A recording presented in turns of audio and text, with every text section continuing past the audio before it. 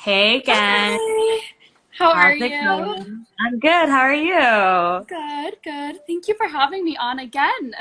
Yeah, so for some context for the folks that are watching, I recently celebrated my 29th birthday, and I had the great pleasure of being joined by Jana on my personal Instagram to talk about the work that she's done in girls' education advocacy and also being a voice that is really elevating the experiences and the powerfulness that are Muslim women in America, but also maybe in other parts of the world. Is that right? Yeah, Okay. So, do you want to talk a little bit about the work that you've been doing in your kind of two buckets of advocacy?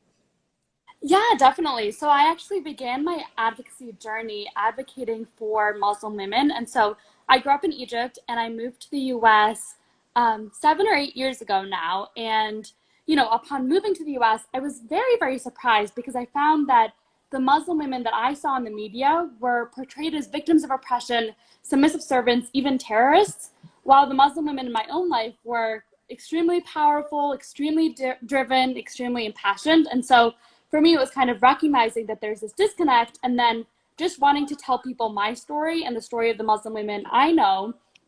And that's kind of how my advocacy for Muslim women began. And then recently, I've also become an advocate for girls' education. And so education has had a really profound impact on my own life.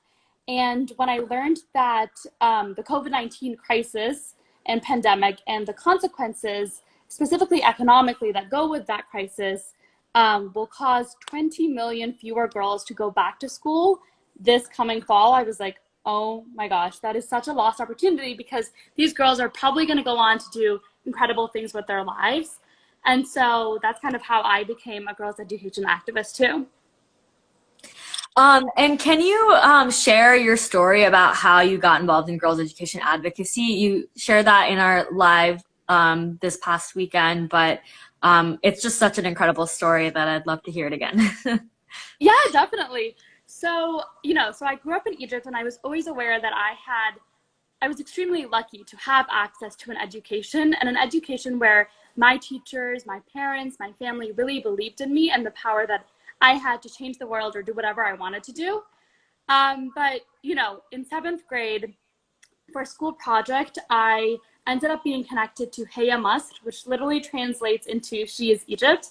And it's this organization working in the slums of Cairo to uplift, empower, and embolden young girls. And so I ended up visiting their classrooms and heard the story of Amani. And so Amani was this 15-year-old girl. So I was around 12 at the time. So she was just a few years older than I was. And she told me about how, she was growing up in this slum and her older sister had gotten married at the age of 15 and now by 17 had 4 or 5 kids. And it was just crazy to me to hear about this girl's life and to then recognize that because Amani had been enrolled in the Hey Amos program, she had told her parents that she did not want to be married at a very young age and that instead she wanted to go on to become a human rights lawyer so that she could help other young women in the same position that she was in. And it was that realization and seeing firsthand that literally educating one woman, one Wow. girl, has the power to transform an entire community because, Amani was going to go on to not only change her own life, but change the lives of so many other young girls. And I think that was kind of where the spark and, the passion for girls' education advocacy really stemmed from. And I know you were also, like, your Yeah. activism, began through girls' education. So I'd love if you could tell us about that too. Yeah, I'll share mine. And I realized that I never asked you about what happened with Imani. So could you just share that a little bit? Like what's where she is she still going to school and all of that kind of stuff? Yeah, so as far as I know, she is still going in school. And, I think it's really incredible when you think about how different her life would have been without Yeah. enrolling in that HAMS program. And so, yeah, so I really do hope that she did go on to become a human rights lawyer. But as far as I know, she did graduate high school, so that's, a great start. That's amazing. Yeah, so my start with girls' education advocacy, that was the first issue that I got started with the Youth Activism Project back in 2004. That's when we were founded. And basically, I got an invitation to join like a community event led by Wendy Lashko, who's the founder of the Youth Activism Project. And she was really passionate. She was learning about this issue in a time where, we were at the brink of the Iraq War. And so she was like really wanting to do something meaningful and learned about this issue and wanted to get a group of girls together to take action on it. And I was really interested in going to that event because my family is from Bangladesh, and in that moment in time, Bangladesh was one of the worst countries for girls' education. It's gotten a lot better now, but back then it wasn't very good. And so I had I saw firsthand what poverty was in Bangladesh. It was actually my introduction to just social justice, really. And I think my experiences traveling to Bangladesh when I was 8, even though I was born there, I didn't really know what Bangladesh was like until I traveled there in 2000, and was really taken aback by the poverty I saw everywhere. The fact that my grandmother had a maid who I felt really uncomfortable thinking of her as my maid. We ended up becoming really close friends, and so during my time in Bangladesh, and I think when I was invited to this community event 4 years later to learn about girls' education and the girls' education crisis globally, the first thing I thought of was my friend Vanessa, who I don't think got an education. Now she's last I heard, she was working in the garment business and doing a lot better. But I often think about like there's Imani, there's Vanessa, these girls that are denied an education unless they fight for it. So that was really my entry point. And then a couple years after founding the Youth Activism Project, had the opportunity to advocate for a $200 million increase in the foreign aid budget, and why I'm still at the Youth Activism Project, so I can get more people to do that kind of stuff. So do you know of any policies we can advocate for, or anything that's been proposed that people should be aware about?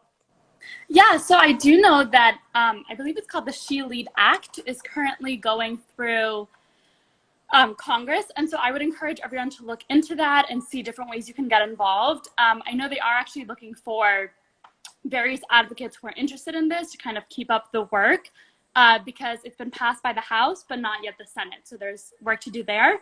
And then I would also say, 2 organizations that I would definitely recommend looking into is the UN Girls Education Initiative. So they do a really great job with advocacy work around girls' education, and they also uplift the voices of young people working on girls' education around the world. And so I would check them out too. And then I think it's called I'm gonna have to look into its name, but I think I was recently introduced to them, and they also do really, really wonderful work around education more generally. But recently they've been advocating and helping advocate for the She Lead Act. So. That's amazing. So I went ahead and put that in the chat. The She Lead Act and also the UN Girls Education Initiative are things that folks should check out to learn more about that. I've been, now that I'm kind of focused on youth advocacy generally, I am so not plugged into the girls ed space anymore. So I really appreciate knowing that. And I'm definitely going to look into that for sure. So yeah, so it was passed in the House and it's in the Senate currently still? Yes. Okay. So folks, you should definitely find out ways to contact if you're passionate about girls' education, or if you're, if you want to get passionate about it, a great way to do that is to contact your senator and tell them that you support this and that you think that they should support it as well. And if folks want support in that, our DMs are open to support you in making that happen. So, I wanted to kind of dive in deeper to some of the themes we discussed in our last conversation. So one thing that the reason why I was really excited to get Jana on my birthday and do this live with her was because she did an amazing event on her birthday where I moderated a conversation with an activist named Nabroth, who is a refugee from Syria. Yeah, she's a refugee from northern Iraq. Mm-hmm. From Iraq, sorry. Yeah. No. And my bad, Nebraska, if you're watching this. But she has an incredible story about, her advocacy for her own advocacy for her own education. And then, and Jana had like all these other amazing folks that were there. So where can folks check out, there's like a highlight reel, I think, on your YouTube channel, but where can folks check out that whole event or parts of it at least? Yeah, so you can actually watch the entire event on a YouTube playlist. So if you just look up hashtag 17 for 17, advocating for girls' education, the YouTube playlist should come up. And then I would also direct you to actually the Youth Activism page where the highlight reel is posted. And so you can kind of get a little bit of a taste of what the event looked like. But it was just so incredible to have all these stakeholders in girls' education come together. And it ended up being 17 speakers around girls' education since I was turning 17. But I think, for any youth activists or young people who are looking to become youth activists who are listening in, I would really encourage you to listen into some of the tips that our incredible speakers had for how to become a youth activist, what it means to advocate for others, and how to amplify the voices of not only your own community, but the communities that are underserved in our world. That's amazing. And what I'm really like taken aback by is how you did this all in like 2 weeks or something. Yeah, so it was like 2 weeks before. My mom shared that a friend of hers had hosted a similar event, except that she did it for 24 hours for her birthday, which is insane. But she's also much older, so I think she at least had a few more contacts. But she did hers around finding art or beauty in quarantine. And for me, it was like, this is a way that I can tangibly do something meaningful while stuck at home. And it's not like I'm really going to do something that fun for my birthday anyway. And so why not turn it into a learning moment and a moment to help others? And I think that's something that like we often don't necessarily think about, is that by helping others, you get so much out of it as well. Like you learn so much. And I think that's something that I'm grateful to the Youth Activism Project for, because I feel like I'm learning something every single day from the incredible young people who are part of the network, but also from the incredible mentors like you, Anika. Aww. I swear to God, I didn't tell her to say anything related to that. Can you share something that you've learned being a part of our network? Not from me, from other young people. Yes, definitely. I think the biggest thing I've learned is to ask for help. Like, I think that's something that definitely I didn't consider particularly normal, especially not to ask for help in terms of activism from close friends and peers. But the Youth Activism Project and the network of young people have really shown me that it's totally okay to say, I just started this new Instagram account. Can you guys check it out? Can you share it with your friends? And that's really the way you mobilize communities. And I think that's just such a huge takeaway, because beyond youth activism, advocacy work really requires mobilizing your community. And to do that, you have to ask for help, and you just have to, reach out. And that's definitely something that I was uncomfortable doing, but I'm becoming increasingly excited about. And and I know we have a Slack channel, but also an Instagram DM page where it's like, hey, you guys, check this out, please share. And, that's just, I think, such a good opportunity and such a good lesson to learn at such a young age. Asking for help specifically. Yes, definitely. Yeah, I agree with you. I mean, I think the earlier we can learn lessons like that, the better, because I feel like by the time if you learn that early on, and by the time you're an adult, and adults need help too. And so let's normalize that, right? Like, we don't individually have all the capacity to make the change that we want. And so we need to rely on others to do that. So that's a lesson that I'm learning too, when to ask for help. When to say no is also another one, when to take care of yourself. Huge one, huge one. And something I feel like girls especially struggle with. Like Yeah. I Mm-hmm. get Now. myself into so many things just by saying, oh my gosh, Mm-hmm. yeah, I'd love to. When in reality, I probably don't have the bandwidth to fully do this to the extent that like you want me to and that I would want to. Yeah. So I think it's always better to just be honest and upfront and say, you know, I currently just can't do that. But yeah, I get myself into so much trouble just by saying yes constantly. So. I'm so glad you brought up the gendered aspect of that because girls are socialized to be like that, to be very, like accommodating and all of that. And we really need to stand up for ourselves when it's important. My mom is calling me. I'm going to let her. Yeah. Speaking of like the kind of gendered aspect, I want to ask you kind of like Muslim woman to Muslim woman kind of question, like a real question, a little bit provocative, but I wonder. So I'm like a very like I'm someone who identify like I'm trying not to go like too deep into like how I identify, but my Muslim identity is like very important to me, and like the way I negotiate my Islam is like very personal to me, and so and I feel in many ways like empowered as a Muslim woman, so not just a woman but a Muslim woman. Like we talked about that in our last conversation about how we are part of a legacy of just really just frankly badass women, and we should own that, right? At the same time though, and like like the relationship between patriarchy and Islam is real, Mm-hmm. and not to say like the patriarchy in Islam is worse than the patriarchy in America, because I think the patriarchy often in non-Western cultures and countries are in a way sometimes like at least you see it more Mm-hmm. obvious. I think here it's a lot like in America it's a lot more insidious, and like Mm-hmm. it's easy to be like, yeah, like it's a feminine, like no, there's rape culture is real, like the pay gap is real. There are so many ways that women are oppressed. We're just I think perhaps a little bit louder and more open about it in America. So like how do you kind of negotiate that conversation?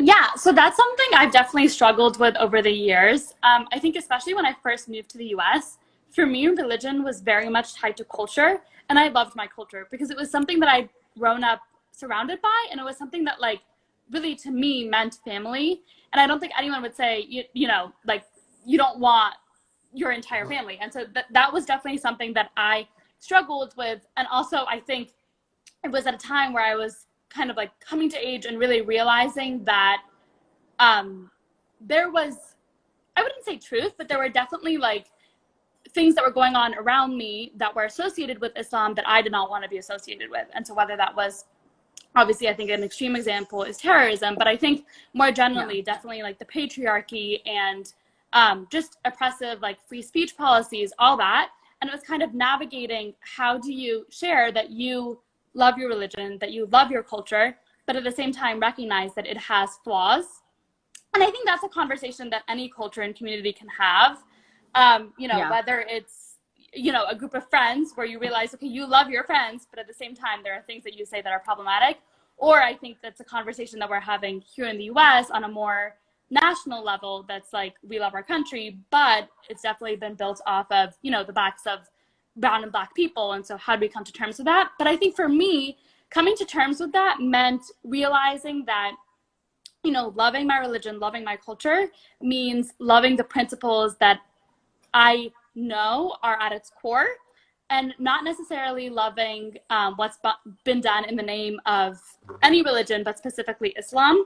And so it's realizing that I wouldn't say that I kind of like buy into patriarchal standards, but I think it's part of it is like diving into the history behind gender in Islam and kind of finding out that there were, like you were saying, like badass Muslim women. And so where did we go wrong? And was it a matter of religion? Was it a matter of culture? And how can I feel, empowered and kind of like confident in speaking up and saying, I know what my religion stands for, even if at times I question what it stands for, and at times I, get caught up in what other people think it stands for. So that's kind of Yeah, what, that's yeah. Yeah. That's a great answer, and I think I want to dive in more deeply with the point about the distinction between culture and religion too, Hmm. right? And so I think like patriarchy is a universal culture, right? And Hmm. that's something that's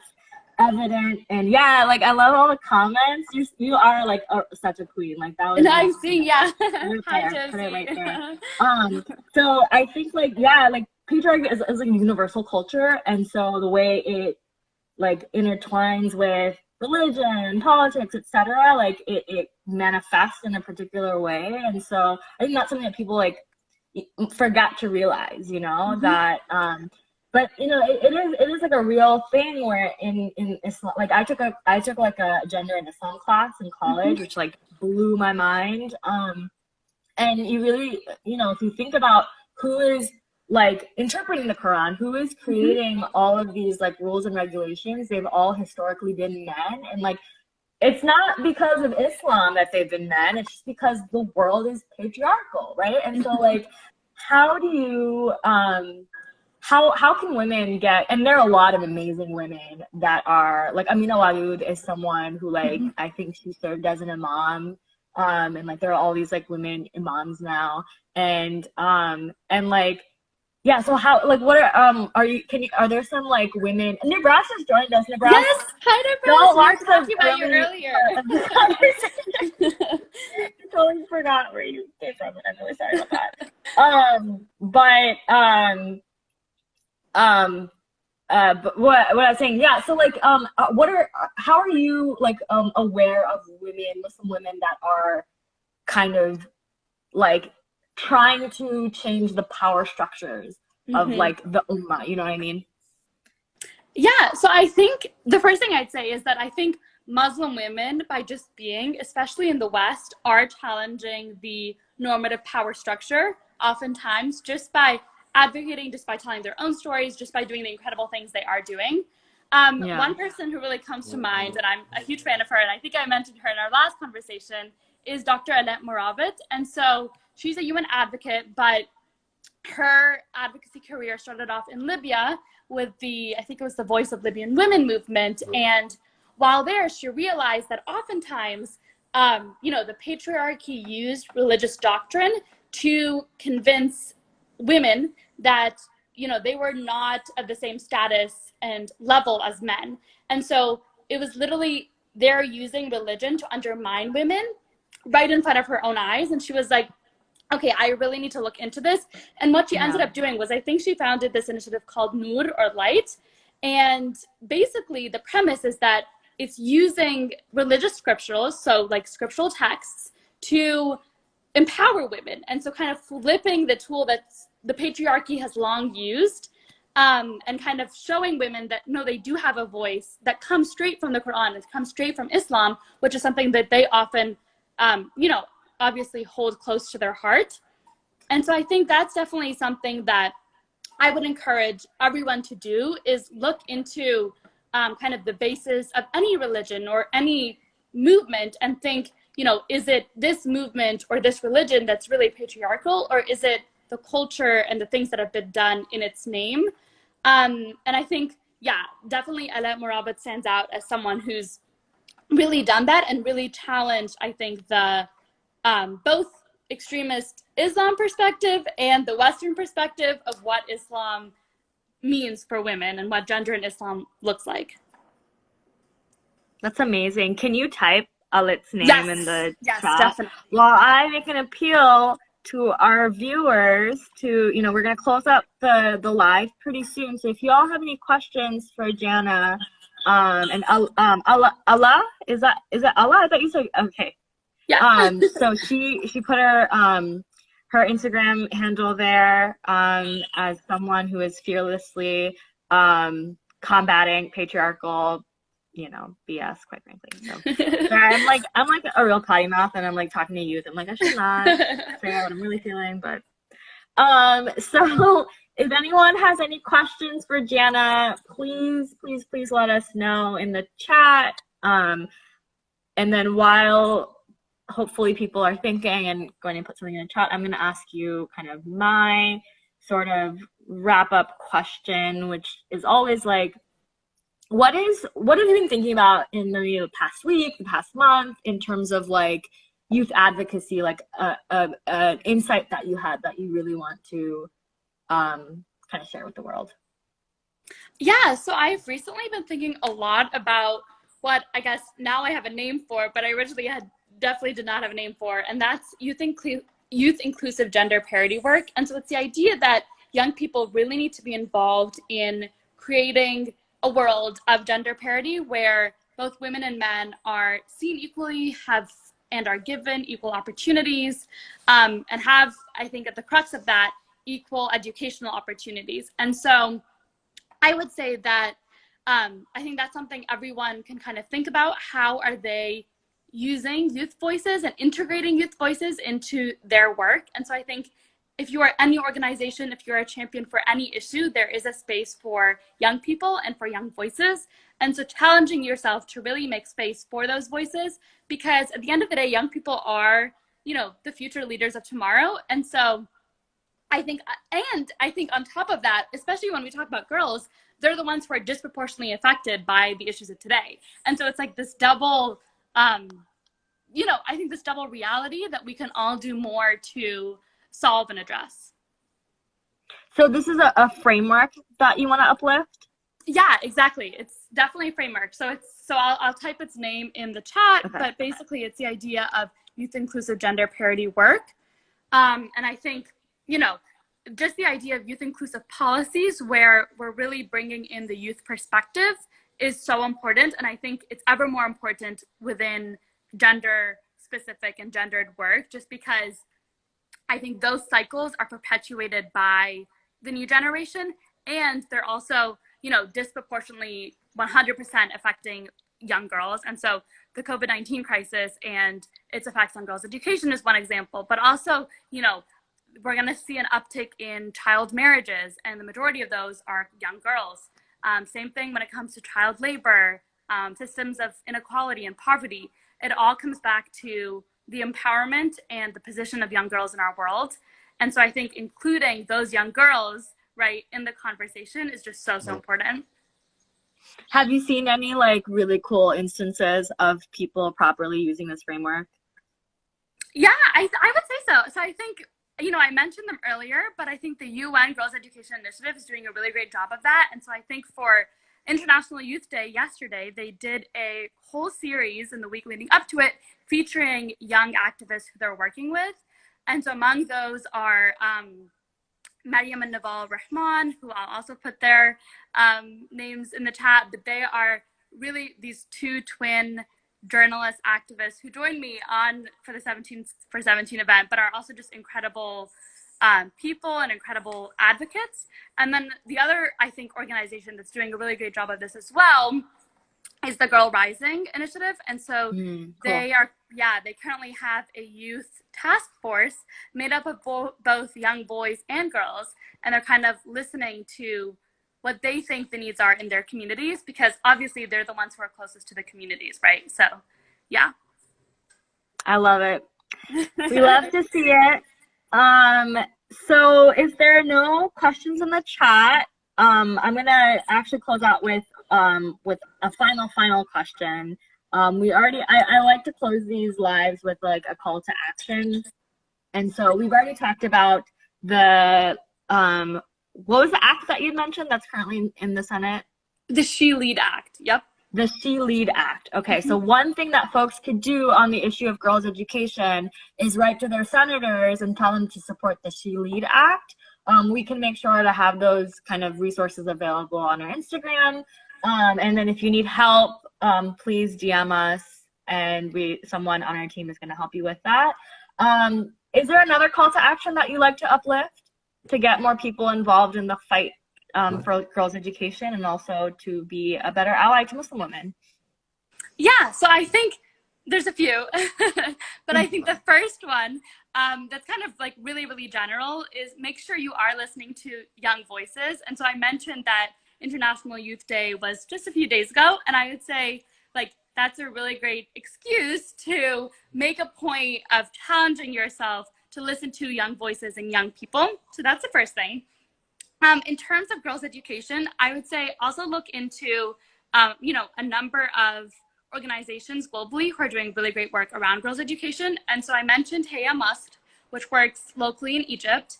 Another one that I mentioned in our call last time is the Collateral Repair Project. So they work with young refugee girls in Jordan.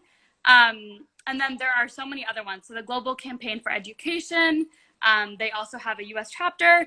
They do really great work. Girl Rising. And that's actually, the Global Campaign for Education was like our main partner in the advocacy work that I did growing up. So it's great to hear that they're going strong. Yes, exactly. So there's a number of organizations that you can support either, through monetary ways, but also I think through lending your voice to them and giving them visibility, because that's something that, small organizations can always use a little bit of. And then the other thing I would say in terms of Muslim women is, I think, make a point out of following incredible young Muslim women and older Muslim women on Instagram and, across social media platforms and listening to their stories. Because I think that's one way to just really easily challenge your perception of what a Muslim woman looks like and needs to be like. And then I think the other thing is make a real point out of checking your bias, I think, when it comes to Muslim women and the media that you consume around Muslim women. So ask yourself, when I think of Muslim women, what are the words that come to my mind? Because if it's victimized or if it's all Black, then probably there's a little bit of work you need to do. And I also think it's important to recognize there's no one image of what a Muslim woman looks like. And so by, people say diversifying your feed, but literally by including some incredible Muslim women on the forefront of advocacy work today, you can kind of, I think, challenge the perception of Muslim women and kind of understand for yourself and see firsthand the incredible work that Muslim women can do and how they often say that their religion does not hold them back, right? And so it's understanding Islam and helping, I think, bridge the gap between a religion that I think is often seen as being almost like an enemy to Western culture, when in reality, that's not the way it should be at all. So, yeah. I would love to snap every single thing that you said. So speaking of following Muslim women, you should definitely follow Jana for some more amazing insights into the work that she's doing. I'm also because you opened that door, I'm gonna put my Instagram handle so that people can follow me. I hate doing this usually, but I'm gonna step into my power as a Muslim brown woman, and I'm hoping to do a lot of really cool stuff, elevating millennial and Gen Z voices during this moment in time where we need more Janas. And so please stay in touch with me there. But I'm also gonna be popping in and out of the UAC Project Instagram. But I want to thank Jana so much for joining us today. I can't wait to have a follow-up conversation with you. And yeah, it's just been a pleasure doing this with you. 2 days in 1 week. It's been an absolute treat. And so thanks. Is there anything else you want to share? No, I think that's it. And I think, something that really briefly came to my mind about uplifting and listening to the voices of young people is I think the episode was released today, actually, but on the Starts With Why podcast. So I would go check them out because they're featuring basically the stories of young activists who not only do activism around girls' education, but literally around all issues, whether it's mental health, eating disorders, or climate change. So do check them out if you're looking for something to listen to this summer. I'm definitely going to check them out. I think I saw them comment about how awesome you are. And so, that sounds amazing. Perfect. Another great call to action. Yes. So thanks, Jana. And then I'm going to close out with some announcements about kind of what Activism Project is doing right now. We have a summer series that we're halfway through. It's every Sunday from 3 p.m. to 5 p.m. Eastern. And this Sunday is going to be all about how to build a team and how to recruit for a team and basically how to build relationships, which is a really critical skill for organizing. Thanks again, Jana, for being with us and for sticking around for boring like housekeeping announcements. But not boring. No, you should definitely come to our Sunday session. It's going to be amazing. The link is in the bio. It's our 4th in the series. I need to change if you're looking at it right now, or if you're going to look at it, it might say the 3rd in the series is actually the 4th in the series. We have 2 more. So really, please sign it up. Please sign up for it. I can't speak today. Please sign up for our module on how to build a team, how to manage a team, how to recruit for a team, how to have an effective team, if that's something that you're trying to do in your community. We also have, when you sign up, you'll get a link to our playlist of the modules we've had in the past. So our first module is all about how to build a movement and how to set goals for your movement. And we also have a special panel of students that are working on a wide variety of issues, from climate justice to racial justice to international issues. It's a really, really great module. The second one is all about how to tell your story. And then we had a part that we didn't record, which is about how to root your activism in like an anti-oppression lens and how to talk about your identity. That part didn't record, but we have the slides for that in the description on the YouTube. And then the last one we just had was how to run an advocacy campaign, how to think about tactics, how to think about your the politicians or the people in power that you want to target. So all that really good stuff. So please sign up for the one that's coming up that's about team building, and then you'll get access to all the past recordings. So it was great seeing everyone today, and definitely tune in next time at our next Activated Thursday for another dope conversation with a young activist. So thanks, everyone.